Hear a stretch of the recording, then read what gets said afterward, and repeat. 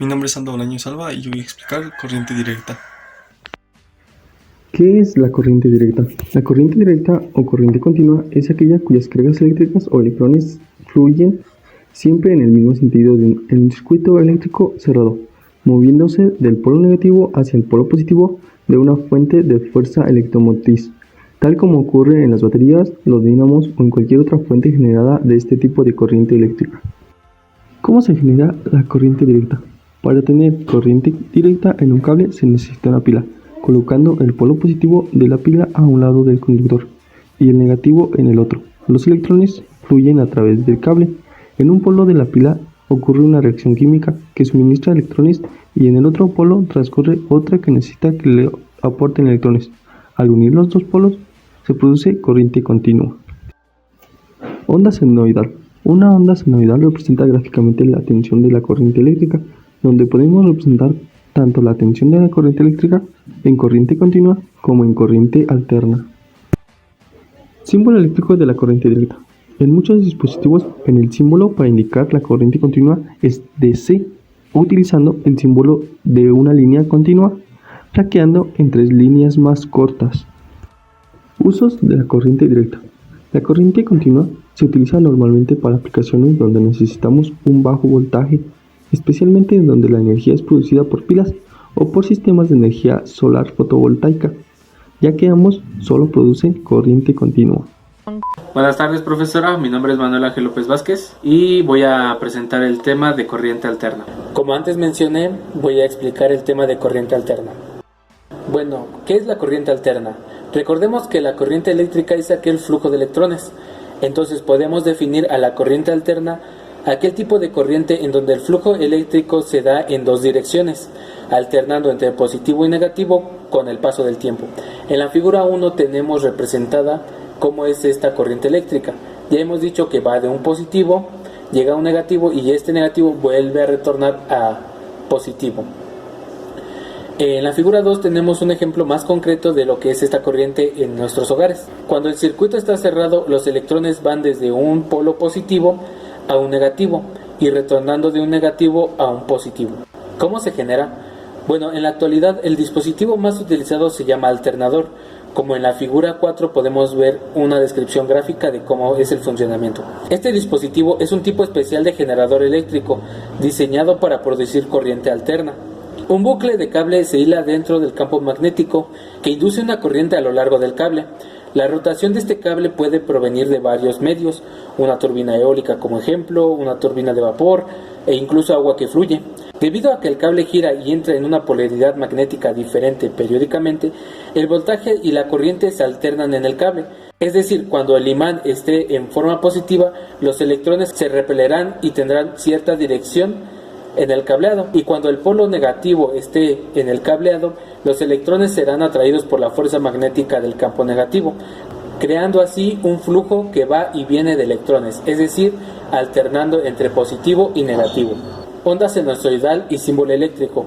En la figura 5 podemos ver la onda sinusoidal que describe a la corriente alterna. Esto debido a que se asemeja a la función seno. Aquí en esta gráfica se describe en el eje de las Y el polo positivo y el polo negativo, y en el eje de las X tenemos el tiempo a transcurrir.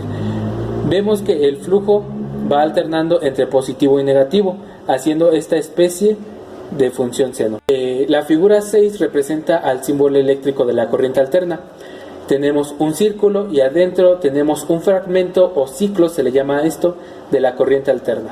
Los usos de la corriente alterna son variados, podemos verlos en los electrodomésticos, alumbrado público, las fábricas y su maquinaria, en el transporte como tranvías, trenes eléctricos, en los motores y en las telecomunicaciones. Todo esto debido a que utilizan grandes cantidades de voltaje que la corriente directa no podría darles. Y esto ha sido todo de corriente alterna. Buen día, mi nombre es José Otoniel Martínez Leiva. Y voy a explicar el tema del efecto fotovoltaico, en particular de la descripción física y el efecto solar. Para entender primero el efecto fotovoltaico hay que comprender el concepto del efecto fotoeléctrico, en el que ante la incidencia de algunas formas de radiación electromagnética, los electrones pueden escapar del átomo o pueden subir a niveles de energía más altos. A mayor frecuencia de los fotones que chocan con estos electrones, mayor será la energía que obtengan los electrones y que si ya se pueden escapar o no del átomo. Bueno, generalmente los electrones que pueden escapar del átomo o de un material son los electrones de valencia, ya que se encuentran más lejos del núcleo y con poca energía pueden escapar. En materiales como los metales o los cristales, los átomos forman grandes grupos y por consecuencia se forman diferentes bandas de energía. Si un electrón de la banda de valencia absorbe un electrón con una energía superior a la energía que separa estas dos bandas, entonces puede escapar a la banda de conducción y puede viajar por el material o salir del mismo. Y en las celdas solares, lo que nos interesa aquí, se tienen dos tipos de semiconductores con diferentes características de acuerdo a sus impurezas. Y aquí lo que ocurre es que el fenómeno fotoeléctrico puede excitar los electrones libres del semiconductor tipo N, los cuales viajan a tapar los huecos de los electrones tipo P, como se ve en la figura 5.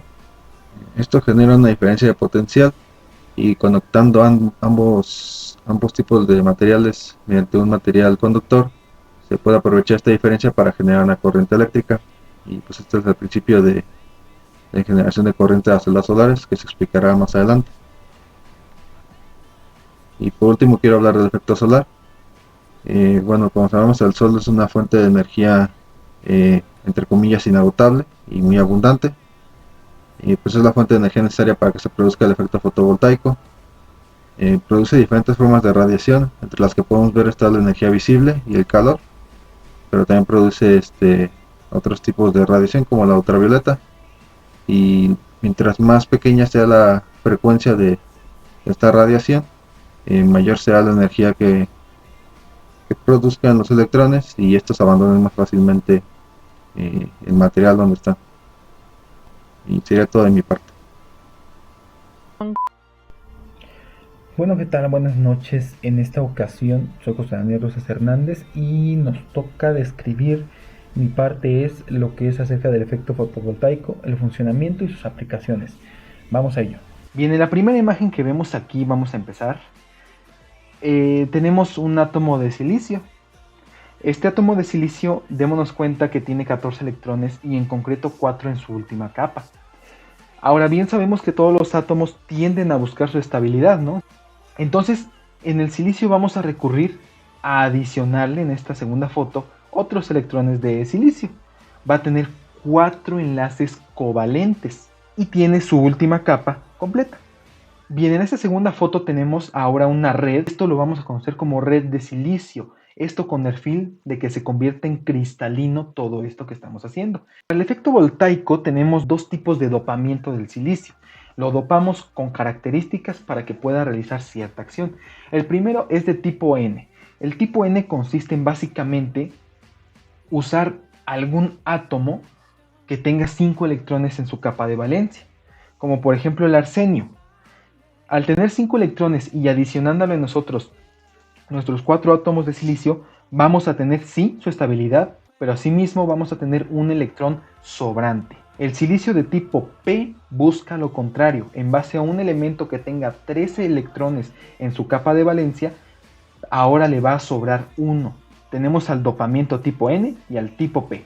Bien, el Sol llega dando su energía y va a ocurrir que va a excitar el átomo. Este va a empezar a dar un ciclo y se va a ir al electrón donde hace falta.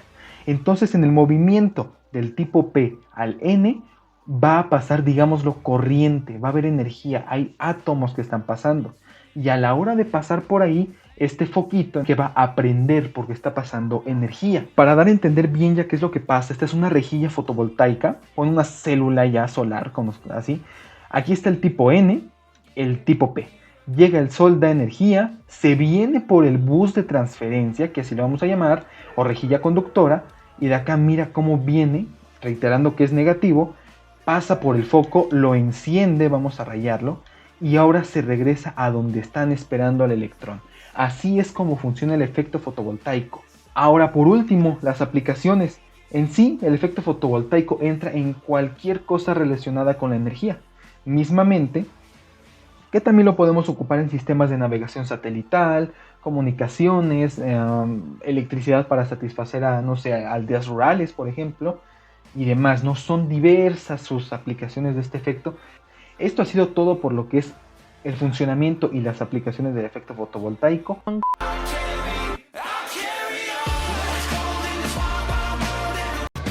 広がる闇の中交わし合って革命のちぎり